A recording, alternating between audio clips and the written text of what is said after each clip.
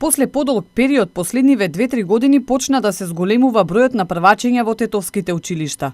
Надлежните велат дека годинава очекуваат за околу 200 прводеленци повеќе, и тоа на трите наставни јазика – македонски, албански и турски. И ова учебна година очекуваме да се надмине бројот на ученици кои се запиша во претходната учебна година, така да нашите очекувања се дека бројката ќе достигне од 1250 до 1300 ученика кои што се запишани во прво оделение. И во тетовските училишта потврдуваат дека последниве години се забележува благ пораст на запишани првооделенци.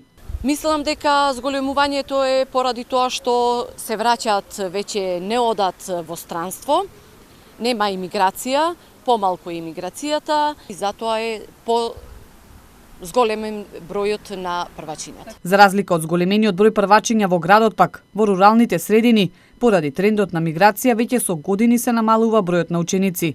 Во некои села, според информациите на надлежните, има запишано по само едно прваче.